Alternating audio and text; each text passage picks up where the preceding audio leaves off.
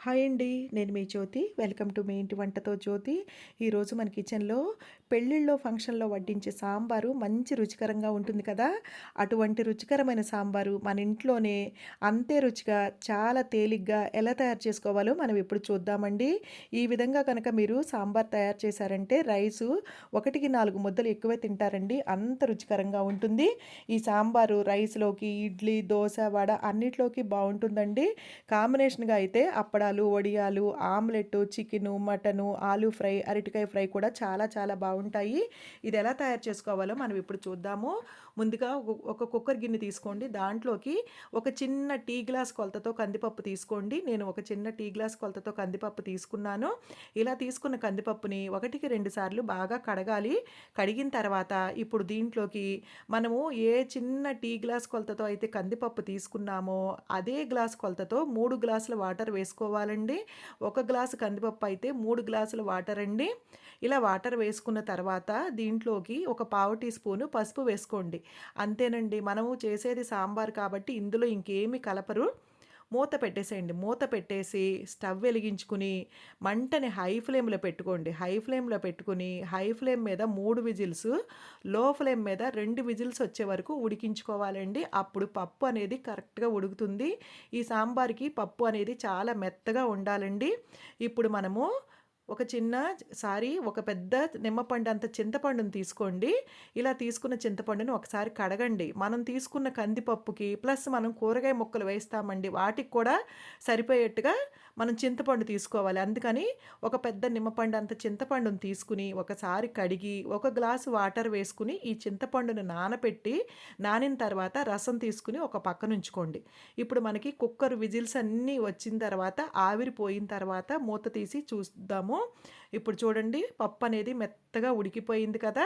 Whisker తీసుకుని ఇలా mash చేసుకోండి. మనకి కాటుకలాగా మెత్తగా ఉండాలండి. మనం సాంబార్ చేస్తున్నాము, బద్దలు ఉండకూడదు. చాలా మెత్తగా పప్పు అయిపోవాలి. అందుకని చూడండి మెత్తగా కాటుకలాగా అయిపోయింది కదా! వేడి మీద మ్యాష్ చేస్తే అలా అవుతుందండి. ఇలా మెత్తగా చేసుకున్న పప్పులో ఇప్పుడు దీంట్లోకి 2 మీడియం సైజు ఉల్లిపాయల్ని ఇలా కట్ చేసుకున్నానండి. చీలికలుగా కట్ చేసుకున్నాను. అలాగే 5, 6 పచ్చిమిర్చి చీలికలుగా చేసి వేశానండి. ఇప్పుడు మీ దగ్గర ఏవైతే కూరగాయలు ఉన్నాయో అవన్నీ వేసుకోవచ్చండి. నేనైతే 2 మీడియం సైజు టమాటాలు ఈ సైజు ముక్కలుగా కట్ చేశాను. అలాగే ఒక క్యారెట్‌ని ఈ సైజు ముక్కలుగా కట్ చేశాను. అలాగే 4 బెండకాయలు తీసుకున్నానండి. ఒక ములక్కాడ తీసుకుని ముక్కలుగా కట్ చేసుకుని వేసుకున్నాను. మీ దగ్గర ఇంకా ఏముంటే అవి వేసుకోవచ్చండి. ఇప్పుడు ఈలోపు మనము చింతపండు నానబెట్టి రసం తీసాం కదా! ఈ పులుసు ఇందులో వేసుకోండి. ఇప్పుడు మిగిలిన పిప్పిలో ఇంకొక గ్లాసు వాటర్ వేసుకోండి. వాటర్ వేసుకుని మళ్ళీ చింతపండు ఇలా పిసికి రసం తీయండి. ఇప్పుడు మళ్ళీ పులుసు వచ్చింది కదా! ఇంకొక గ్లాసు పులుసు వచ్చిందండి. ఈ రసం తీసేయండి. తీసేసిన తర్వాత ఇంకా ఈ చింతపండులో ఇంకా ఏమీ లేదండి. దీన్ని ఒక పక్కనుంచేసేయండి. ఇప్పుడు మొత్తం అంతా చక్కగా కలుపుకోండి. కలిపిన తర్వాత ఇప్పుడు దీంట్లో ఇంకొక గ్లాసు వాటర్ వేసుకోండి.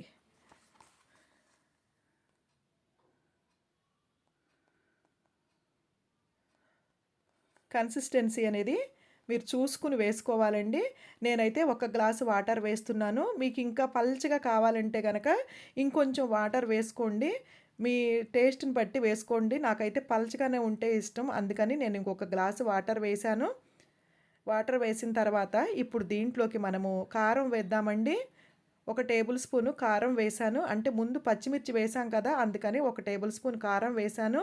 1 ½ టేబుల్ స్పూను సాల్ట్ వేశానండి. ఒక పావు టీ స్పూన్ పసుపు వేశాను. వేసి మొత్తం అంతా చక్కగా కలుపుకోండి. కలిపిన తర్వాత ఇప్పుడు ఈ ఉప్పు, కారం, పులుపు కరెక్ట్‌గా ఉన్నాయో లేదో చెక్ చేసుకోండి. మనకి ఉప్పు, కారం, పులుపు అనేది కరెక్ట్‌గా ఉండాలండి. రసం గానీ, సాంబారు ఏదైనా సరే.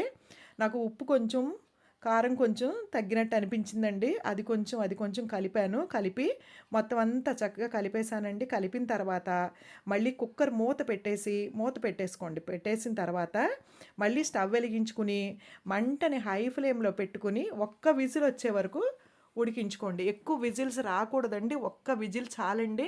ఒక్క విజిల్ రాగానే స్టవ్ ఆపేయండి. స్టవ్ ఆపేసి ఈ కుక్కర్ గిన్నెని ఒక పక్కకు దించుకోండి. దించుకుని ఒక స్పూన్ సహాయంతో ఇలా ఆవిరంతా వీడియోలో చూపిస్తున్నట్టుగా ఆవిరంతా పోయేట్టుగా చేసుకోండి. ఆవిరంతా పోయిన తర్వాత మూత తీసేయండి. చూడండి మనకి ములక్కాయ ముక్కలు ఇవన్నీ కూడా చక్కగా ఉడికాయండి. తర్వాత మళ్ళీ మనం సాంబార్ పొడి వేసినప్పుడు ఒక 5 నిమిషాలు ఉడికించాలి.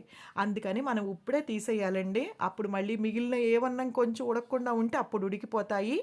దీంట్లోకి మనము 1½ టేబుల్ స్పూను సాంబార్ పొడి వేసామండి. మీ దగ్గర ఏ సాంబార్ పొడి ఉన్నా అది వేసుకోవచ్చండి. నేను ఎంటీఆర్ వేశాను.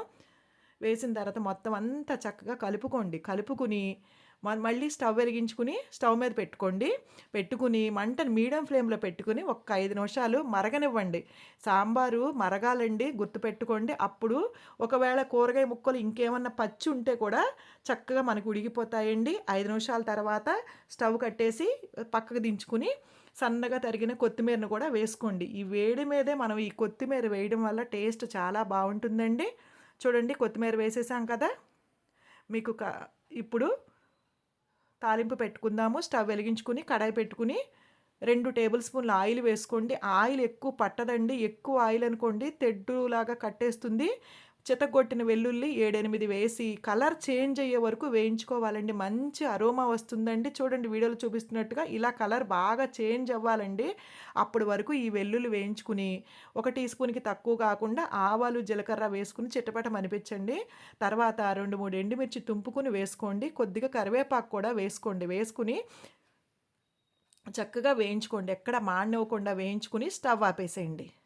మనకి పోపు అనేది రెడీ అయిపోయిందండి. ఇప్పుడు ఈ పోపుని రెడీగా ఉన్న సాంబార్లోకి వేసేసుకోండి. వేసేసుకుని మొత్తం అంతా చక్కగా కలుపుకోండి. చూడండి అంతేనండి. ఎంతో రుచికరమైన పెళ్ళిళ్ళు ఫంక్షన్లో చేసే సాంబార్ అనేది రెడీ అయిపోయిందండి. చాలా టేస్టీగా ఉంటుందండి. చాలా ఈజీగా కూడా అయిపోతుంది. ఒక్కసారి ఈ విధంగా చేసి చూడండి, మీరే అంటారు సూపర్ అని. ఈ వీడియో వీక్షించినందుకు ధన్యవాదాలండి.